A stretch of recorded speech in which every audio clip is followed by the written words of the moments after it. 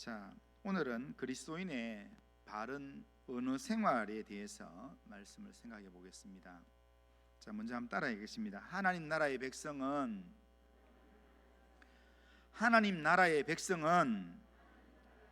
말의 중요성을 알고 말을 지혜롭게 잘 해야 합니다. 자, 말의 중요성을 알고 말을 지혜롭게 잘 하기 위해서 오늘 말씀을 한번 잘 생각해 보시면 좋겠습니다. 우리는 삶을 살아가면서 말을 많이 합니다. 우리의 삶에서 말이 참 중요합니다. 말 한마디 때문에 문제를 해결할 수도 있고, 반대로 말 한마디 때문에 이때까지 했던 모든 일들을 한 방에 무너뜨릴 수도 있습니다. 그만큼 말이 굉장히 중요합니다. 하나님께서도 이 말을 중요하게 여기시고 말을 사용하셨습니다. 하나님께서 천지를 창조하실 때 말씀으로 천지를 창조하셨습니다. 빛이 있으라 말씀하시니까 그대로 빛이 있게 되었습니다. 모든 만물, 천지 만물을 말씀으로 창조하셨다는 겁니다. 예수님께서도 태초에 하나님과 함께 계실 때 말씀으로 계셨다라고 말씀하시고, 그리고 말씀이 육신이 되어 우리 가운데 오신 분이 예수님이시고, 이 예수님을 증거할 때도 말씀으로 증거하게 하셨습니다. 그게 바로 복음입니다. 그리고 성령의 역사에서도 보면 성령의 충만한 임재는 제일 먼저 나타난 변화가 뭐냐면 언어의 변화였습니다.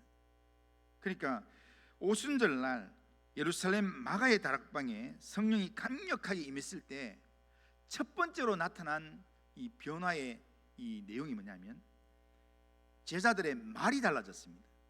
그러니까 예루살렘을 찾아온 각 사람들의 태어난 그 방은 자기들의 그들이 태어난 그 장소의 언어, 그 언어로 제자들이 말하기를 시작했다는 겁니다. 그러니까 하나님도 말씀을 사용하시고 예수님도 말씀으로 역사하시고 성령도 말씀의 변화를 통해서 역사하셨다는 겁니다. 이처럼 기독교는 말을 중심으로 이루어진 공동체라 할 수도 있습니다. 그만큼 교회 공동체는 말이 중요한 공동체입니다. 그렇다면 그리스도인으로서 우리는 어떻게 말을 해야 할까요? 하나님의 백성다운 그런 언어 생활은 어떤 것일까요? 우리가 어떻게 말을 해야 될까? 자, 몇 가지를 보면, 첫째는 말의 중요성을 제대로 인식하고 살아가야 합니다. 야고보서는 지난주에 보았던 것처럼 2장에서 우리의 믿음을 삶으로, 행동으로 실천할 것을 말씀했습니다. 우리의 믿음이 있다 하면서 행동으로 나타나지 않는 믿음, 그거는 죽은 믿음이다, 가짜 믿음이다, 이렇게 말씀했습니다. 그런데 행함으로 우리의 믿음이 드러나야 되는데, 우리의 행함의 측면에서 가장 먼저 언급되는 게 뭐냐? 말이라는 겁니다. 성도의 삶에서 나타나는 가장 중요한 부분이 말이라는 겁니다. 자, 오늘 본문 1절 2절을 보면, 자, 형제들아 너희는 선생된 우리가 더 큰 심판을 받을 줄 알고 선생이 많이 되지 말라. 우리가 다 실수가 많으니 만일 말에 실수가 없는 자라면 곧 온전한 사람이라 능히 온몸도 굴레를 씌우리라. 그렇게 말합니다. 여기서 야고보는 우리가 선생이지만 선생 되려고 많이 하지 마라, 그렇게 이야기합니다. 선생 되는 것을 말리고 있습니다. 선생이라는 자리가 중요한 만큼 말에 대한 더 큰 책임이 따른다는 겁니다. 아무래도 가르치는 선생은 말을 많이 하게 되는 그 일의 특성상 실언도 많을 수밖에 없다라는 겁니다. 말 실수할 상황에 늘 노출되어 있는 그런 사람들이라는 겁니다. 말에 실수가 없는 사람이 있겠습니까? 없습니다. 그래서 야고보도 우리가 다 실수가 많으니 이렇게 말합니다. 여기에 우리라고 말하는 것은요, 지금 야고보가 편지를 쓰면서 너희라고 하지 않고 우리라고 하는 것은 지금 야고보 자신과 함께한 사람들을 이야기하는 겁니다. 그러니까 선생된 우리라고 이야기하는, 지금 말씀을 가르치고 지금 이렇게 성도들을 목양하는 이 예루살렘 교회의 최고 지도자였던 야고보, 이 야고보조차도 나도 실수한다 그렇게 이야기하고 있습니다. 그러니까 이 말은 뭐냐면 야고보도 실수한다, 이 예루살렘 교회 전체의 최고 대표자인 야고보도 실수한다, 이 말은 다 실수할 수 있다 이 말입니다. 그런데 그럼에도 불구하고 다 실수하는데 말에 실수하는 사람 실수 꺼졌습니다. 말에 실수가 없는 사람이 있다면 그 사람은 진짜 온전한 사람일 것이다, 야고보 그렇게 이야기합니다. 여기에서 온전하다라고 하는 헬라어의 텔레오스라는 이 단어는, 온전하다 이 뜻은요, 이 언제 사용된 단어냐면 예수님이 십자가에 달리셨을 때 십자가상에서 운명 직전에 예수님께서 내가 다 이루었다 라고 할 때 다 이루었다 라는 말이 텔레오스입니다. 그러니까 여기에 말에 실수가 없는 사람은 하나님의 뜻을 완전히 다 이룬 사람, 그 사람을 뜻한다는 겁니다. 그러니까 그런 의미에서 말은 구원받은 성도의 성품을 더욱 성숙하게 만들어주는 매우 중요한 요소라는 겁니다. 그게 말이라는 겁니다.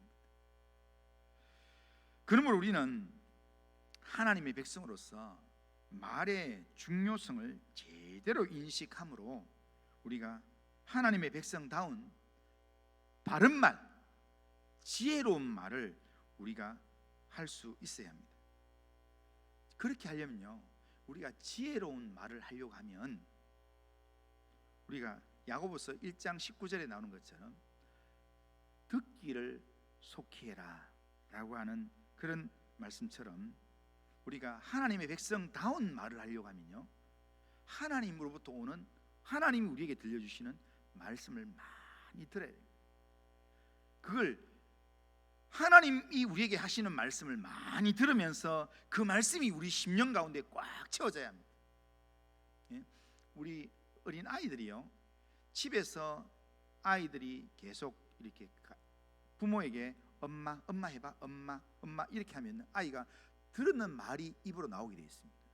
그리고요, 주일 여기 이렇게 그 집에서 자라다가 초등학교를 가잖아요. 그런데 엄마랑 있는 시간보다 아이들하고 있는 시간이 더 많아요. 그런데 아이들하고 있으면서 아이들이 막 욕을 하고 뭐 이 새끼 저 새끼 하면서 막 이렇게 하면요, 학교 다닌 지 얼마 안 됐는데 집에 와서 이렇게 이야기하다 보면 입에서 욕이 튀어나온다는 겁니다. 그러니까 속에 어떤 언어가 채워지냐에 따라서 그게 우리 입에서 나오게 되어 있습니다. 그렇다면 하나님의 백성으로서 하나님의 백성다운 언어가 우리 속에서 나오려고 하면 뭘 해야 되겠습니까? 하나님의 언어를 우리 속에 많이 채워야 된다는 겁니다. 하나님의 말씀을 우리가 많이 들어야 됩니다. 들어야 채워지죠. 하나님의 말씀을 우리 속에 많이 들어야 되는데, 하나님께서는 성경 안에서 우리에게 하신 말씀이 너무 많습니다. 내가 너를 사랑한다, 내가 너를 절대로 버리지 않는다, 두려워하지 마라, 내가 너를 도우리라, 내가 너를 붙들리라. 하나님께서 약속하시는 말씀을 우리는 들으면서 하나님의 약속의 말씀을 우리 심령 가운데 막 채워야 합니다. 그래서 하나님의 말씀이 우리 심령 가운데 가득 채워지면, 그러면 나도 모르게 하나님의 언어가 우리 입에서 나오게 된다는 겁니다. 우리는 언어가 이렇게 중요한데 하나님의 언어가 우리의 심령 가운데서 나오도록 우리가 애를 안 쓰면요, 우리는 그냥 가만히 있으면요, 우리 입에서 엉뚱한 말이 나오게 돼요. 저는요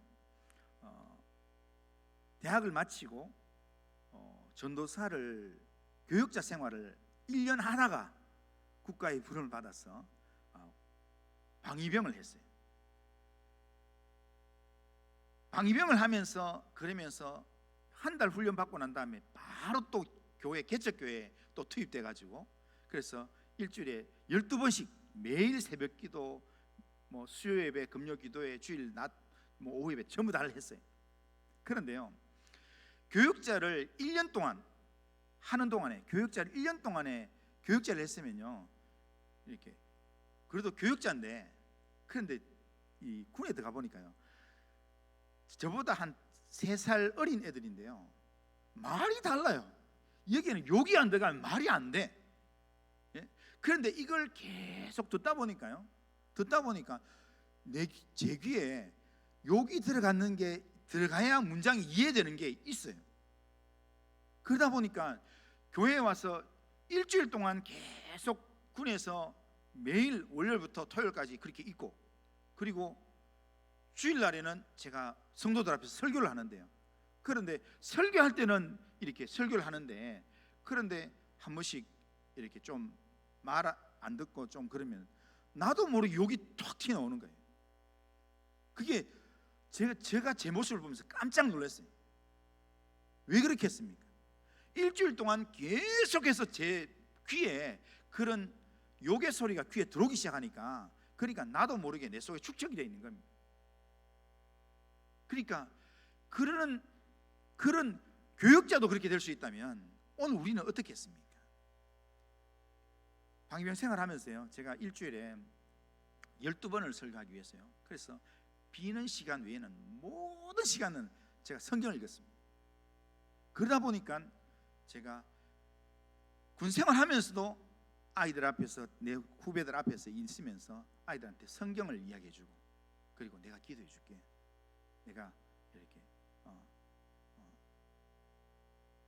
상담해줄게 하면서 오히려 그 이후 시간에 제가 깜짝 놀라고 난 그 다음부터는요 하나님의 말씀을 내가 시간마다 계속 채우니까 그게 내 입에서 나오기 시작하면서요. 그래서 보통 이렇게 군을 마칠 때요 저희 부대는 아주 독특한 부대라 가지고 나올 때 그냥 나오는 사람이 아무도 없었어요. 나올 때는 꼭 이렇게 나오기 전날 그 음식물 내려오는 하수구에 꼭 빠뜨리는 그런 전례가 있습니다. 그런데요 제가 1년 반 동안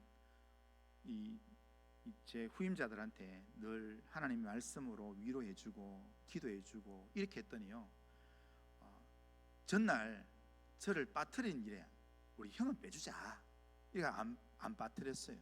그리고 나오는 날 그 입구에서 연병장 그 입구까지 한 500m 되는데 그 애들이 저를 기마를 태워가지고 그렇게 나오게 만들어줬어요.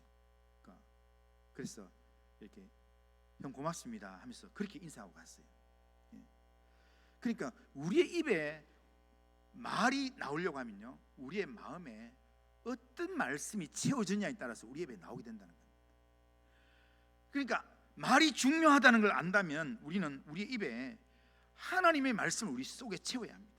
하나님은 언제나 내가 너와 함께한다, 내가 너와 함께할 것이다, 내가 너를 붙들어 주리라, 내가 너를 도와주리라. 하나님은 계속해서 약속하는데 그런 약속의 말씀은 내 속에 안 채우니까 그러니까 내 삶에 어떤 일이 생기면 어떡할까, 큰일 났다 이러면서 인간적인 말만 그리고 걱정할 만 남들 이야기를 더 중요하게 생각하고 그것 때문에 요동하는 그런 삶을 살게 된다는 겁니다.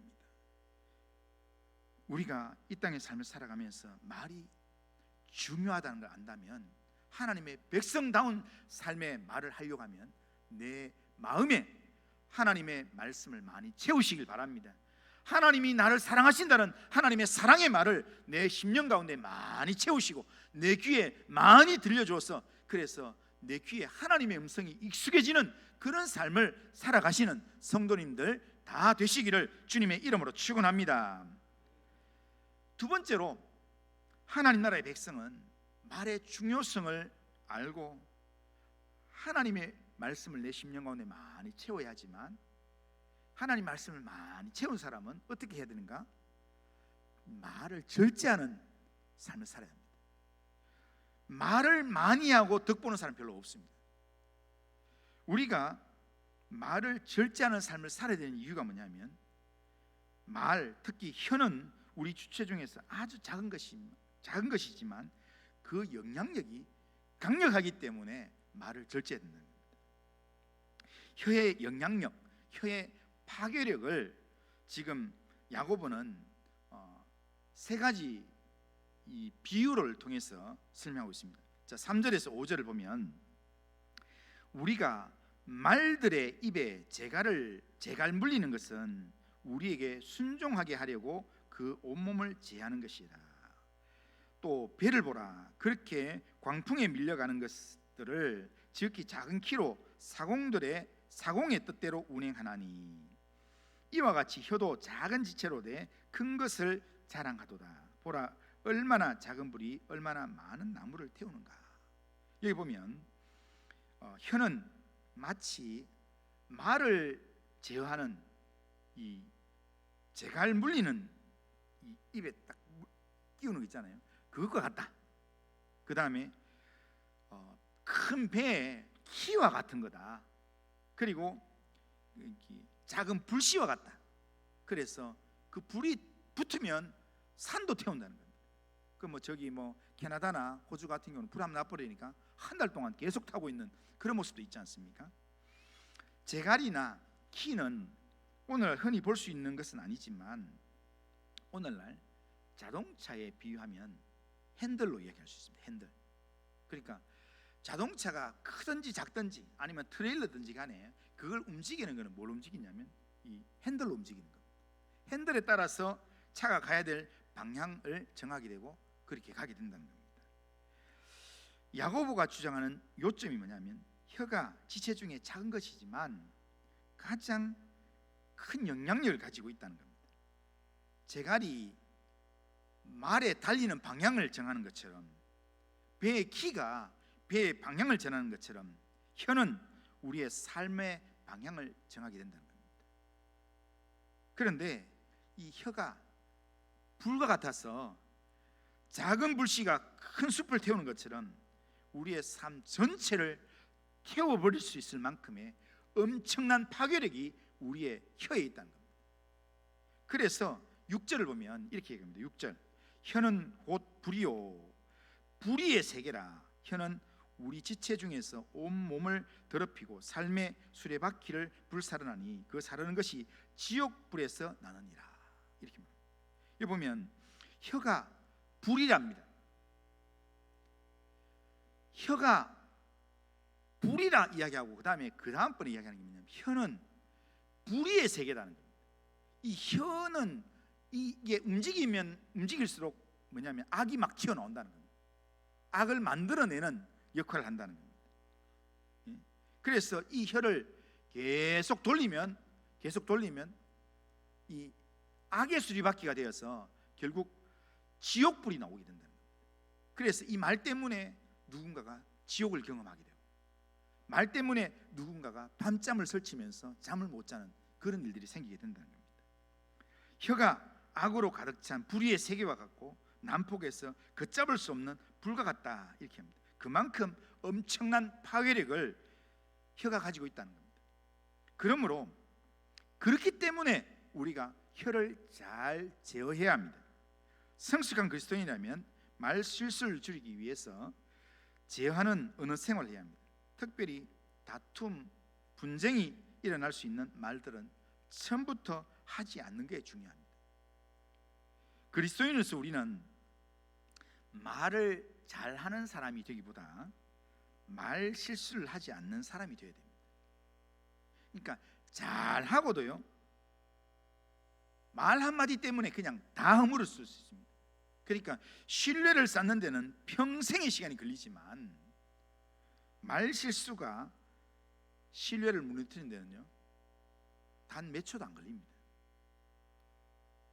가까운 사이일수록 말로 입은 상처가 굉장히 큽니다. 가족들에게 굉장히 힘들어하는 가족에게 물어보면 누구 때문에 힘드냐 이렇게 물어보면 제일 가까이에 있는 가족 때문에 힘들다고 이야기합니다. 남편 때문에, 아내 때문에, 부모 때문에, 자식 때문에. 그러니까 그 상처가 한번 생기면요, 그 상처가 아물 때까지는 굉장히 많은 시간이 걸립니다. 그래서 잠언은 우리에게 이렇게 경고합니다. 잠언 18장 6절에 7절. 자, 같이 한번 읽어보겠습니다. 자, 시작. 미련한 자의 입술은 다툼을 일으키고 그의 입은 매를 자청하느니라. 미련한 자의 입은 그의 멸망이 되고 그의 입술은 그의 영혼의 그물이 되느니라. 아멘. 여기 보면, 자, 미련한 자의 말은 다툼을 일으키고, 그러니까 다툼을 일으켜서 관계를 힘들게 만들고, 그러면서 자기한테 매를 자청한다. 그러니까 자기가 결국 망하게 되는 길로 가게 된다는 거예요.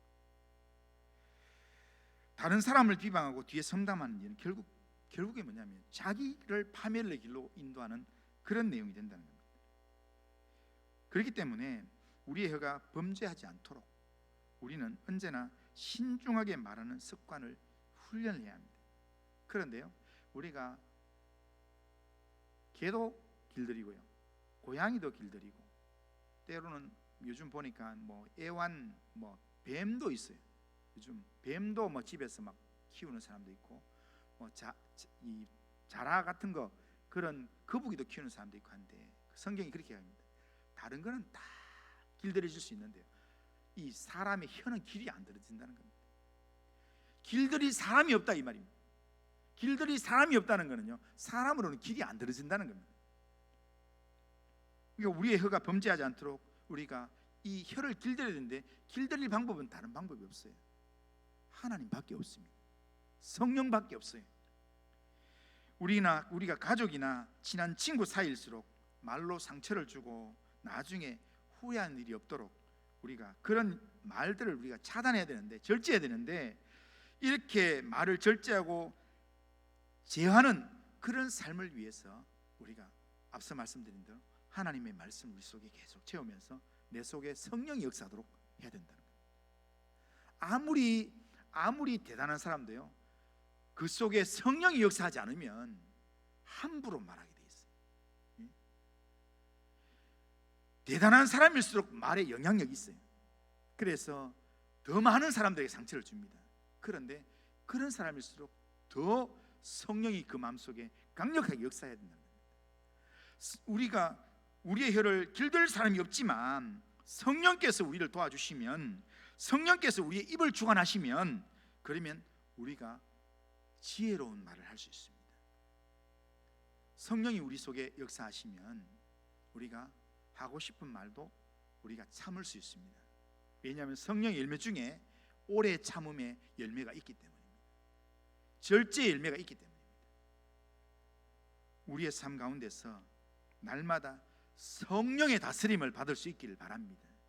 성령의 다스림을 받아서 내 속에 하나님의 말씀이 채워지고 성령이 내 속에 충만하게 역사함으로 말미암아 말을 절제하는 그런 삶을 살 수 있기를 주님의 이름으로 축원합니다. 자, 세 번째로, 우리가 하나님의 백성으로서 우리가 말을, 하나님 기뻐하시는 말을 해야 합니다.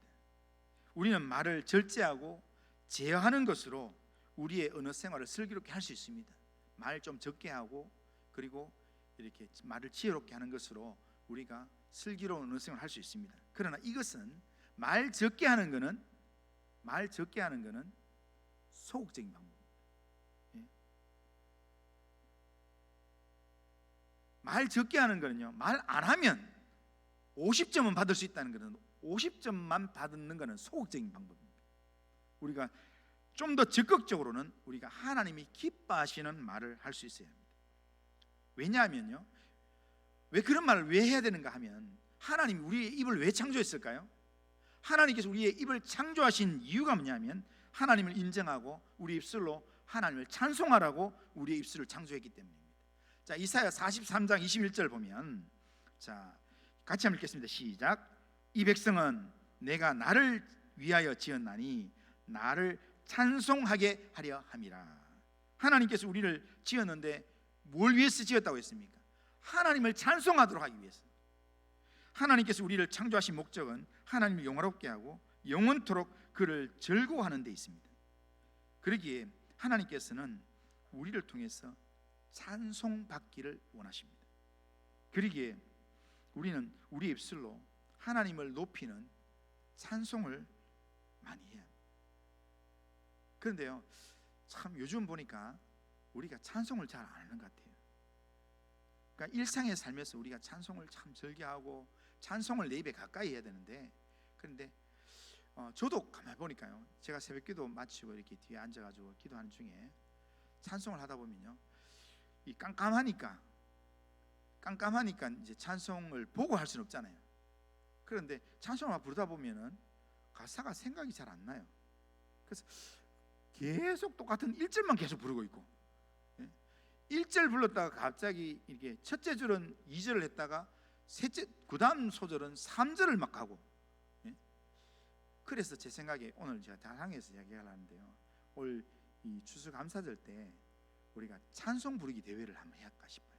찬송 안 보고 전곡 부르기, 다 부르면 상금 주고, 이렇게 지금 한번 해볼까 지금 계획 중에 있습니다. 아무튼 우리 입에서 찬송이 많이 나오게 하는 거예요. 그래서 혼자 있으면 혼자 막 딴 이야기 하는 것보다 혼자 있는 중에 계속 이렇게 주를 찬송하는 찬송의 소리가 계속 나오게 하는 것, 그게 우리를 하나님을 기쁘시게 하는 삶을 회복하는 중요한 방법이에요. 우리가 우리 입을 하나님 창조하신 이유가 찬송하게 하려 함이라면 우리가 찬송을 많이 불러야 합니다. 그런데 문제가 뭐냐면요, 우리 입에서 찬송만 나오는 게 아니라 한 입에서 찬송도 하지만 저주의 말도 한다는 겁니다. 오늘 본문 9절 10절 보면 이것으로 입으로, 이 한 입으로 우리가 주 하나님을 찬송하고 또 이것으로 하나님의 형상대로 지음받은 사람을 저주하나니 한 입에서 찬송과 저주가 나오는도다. 네 형제들아, 이것이 마땅하지 아니하니라. 이렇게 말합니다. 우리 입으로 하나님을 찬송하고 또 하나님의 형상대로 지음받은 사람을 저주한다는 것, 이건 서로 연결이 안 되는, 맞지 않는 모습이다라는 것입니다. 왜냐하면 한 샘 안에서, 한 우물 안에서 쓴물과 단물이 동시에 나올 수는 없다는 겁니다. 한 나무에서 이 감람나무가 감람나무 열매도 맺고 무화과나무 열매도 맺고, 이게 안 된다는 겁니다. 그러니까 하나님을 찬송하는 사람은, 하나님을 찬송하면 사람을 저주할 수가 없어요. 하나님의 형상을 닮은 사람을 저주한다는 것, 이것은 하나님을 저주하는 거기 때문에, 그러니까 하나님 찬양하는 게, 하나님을 찬송하는 게 아무 의미가 없어진다는 겁니다. 사람은 하나님의 형상대로 지음받은 존재이기 때문에 하나님의 백성은 하나님의 형상대로 지음받은 자를 저주하는 일을 멈춰야 합니다. 끊어야 합니다. 왜냐하면 그걸 멈추지 않으면 내가 찬양하는 게 이게 무효가 된다는 거예요. 아주 좋은 물이 있잖아요. 깨끗한 좋은 물이 있어요. 그걸 받았어요. 그런데 그 받은 그 물에 똥물을 넣었어요. 그러면 그 물이 무슨 물이 될까요? 똥물이 되는 겁니다.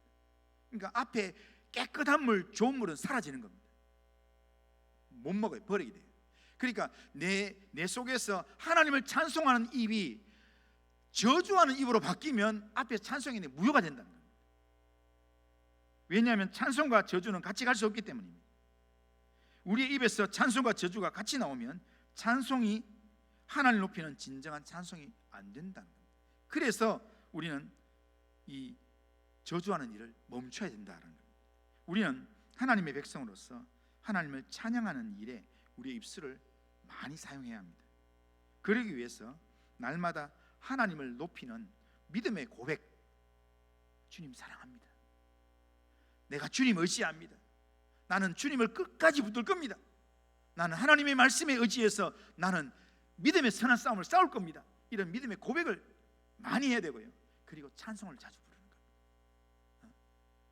늘 주님을 의지하면서 찬송하면서 혼자 설거지를 하면서도 찬송하고, 때로는 혼자 길을 걸어가면서도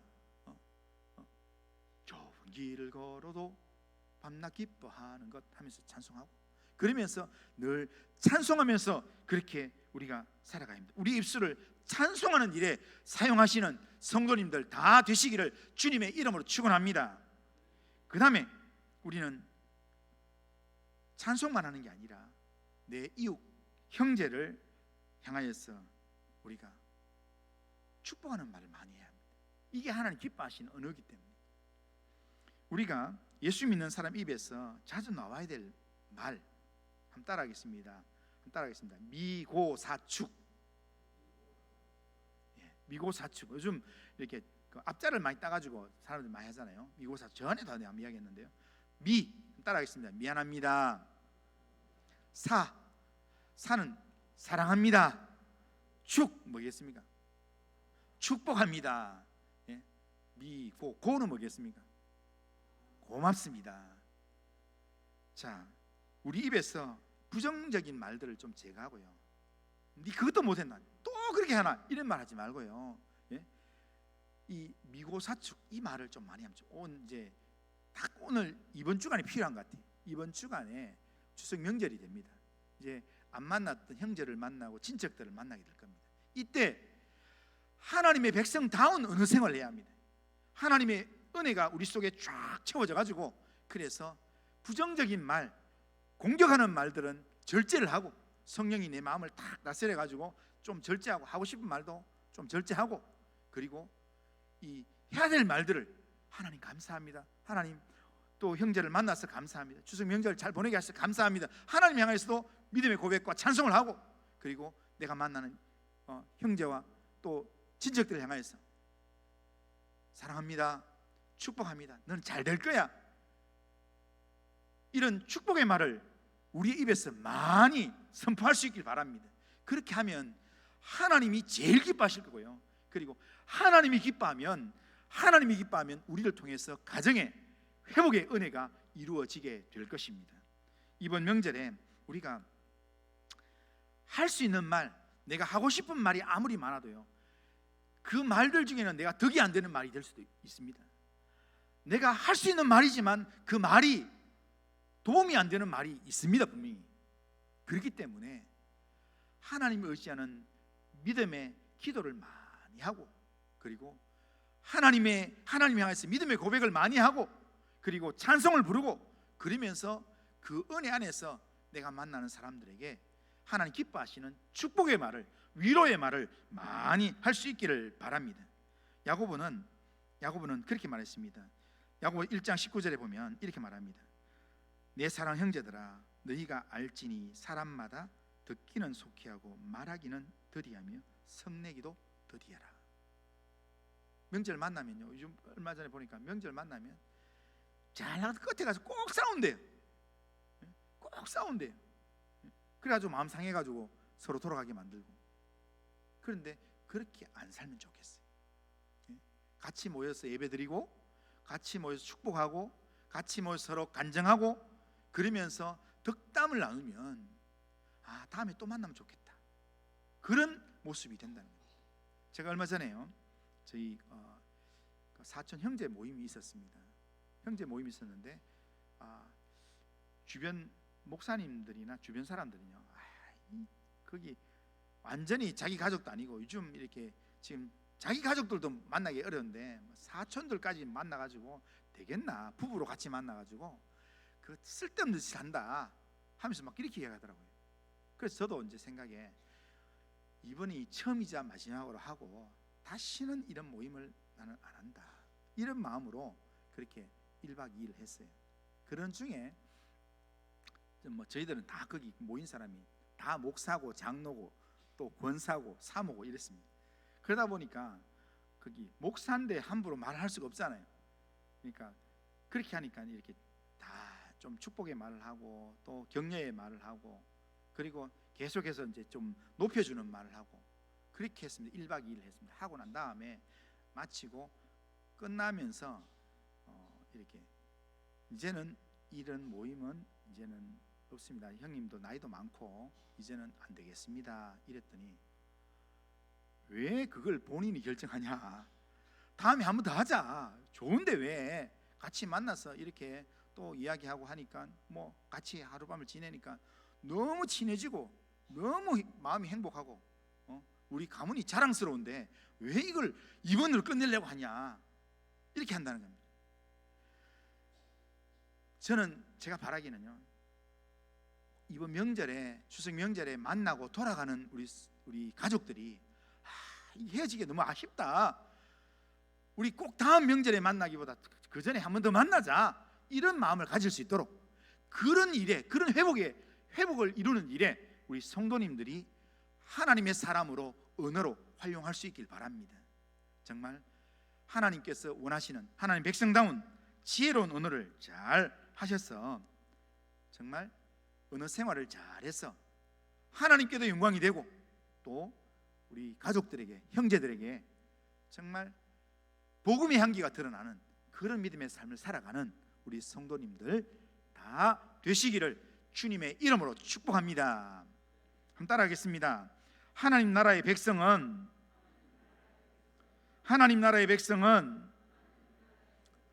말의 중요성을 알고 말을 지혜롭게 잘 해야 합니다.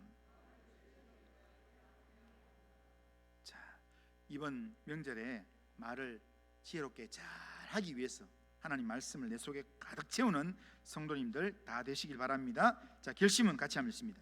자, 같이 읽습니다. 자, 시작. 전능하신 하나님, 하나님 나라의 백성으로서 말의 중요성을 분명하게 인식하고 하나님의 백성답게 말을 절제하며 지혜로운 언어 생활을 해나가겠습니다. 우리의 혀가 범죄에 사용되지 않도록 언제나 신중하게 말하는 습관을 연습하겠습니다. 하나님의 백성으로서 하나님을 찬양하고 이웃을 축복하는 말을 많이 함으로 하나님이 기뻐하시는 언어 생활을 하게 하옵소서. 아멘. 이런 결심과 기도의 제목으로 또한 이 명절을 또한 맞이하시기를 주님의 이름으로 축복합니다. 거룩하신 하나님 아버지, 오늘 예배를 통해 말씀을 듣게 하신 하나님 감사합니다. 우리를 하나님의 특별한 은혜로 구원하여 하나님의 백성 삼아주신 하나님 아버지, 우리 입술의 말에 성령이 함께 하셔서 하나님의 백성다운 언어 생활을 잘 할 수 있도록 우리를 붙들어 주시고 인도하여 주옵소서. 우리의 입술에 파수꾼을 세워주셔서 덕이 되지 않는 말에 대해서는 지혜롭게 절제를 잘하게 하시고 우리 입술로 하나님을 높이는 찬양을 날마다 하나님 익숙하게 하게 하시고 하나님이 우리에게 붙여주신 형제와 이웃을 축복하고 위로하는 말을 많이 잘할 수 있도록 하나님 우리의 입을 사용하여 주시옵길 원합니다. 하나님 아버지, 이번 추석 명절 기간에 일가 친척을 만날 때 하나님의 백성다운 지혜로운 언어 생활을 잘 감당할 수 있도록 은혜를 베풀어 주옵소서. 우리의 가정이, 하나님 우리 성도들의 가정이 믿음의 가정이 되고 화목한 가정이 되도록 하나님께서 축복하여 주옵소서. 예수님의 이름으로 기도드리옵나이다. 아멘.